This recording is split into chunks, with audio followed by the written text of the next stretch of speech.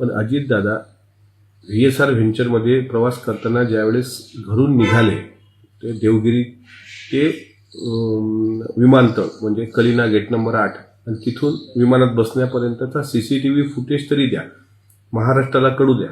कारण अजितदादाच्या या विमान अपघाताची सुपारी घेणारा VK सिंग, सुमित कपूर, त्याच्यानंतर साहिल मदन आणि क्रू पायलट यश हे चौघं आता सध्या अदृश्य आहेत. ते कुठे आहेत हे कोणालाही कळलेलं नाही.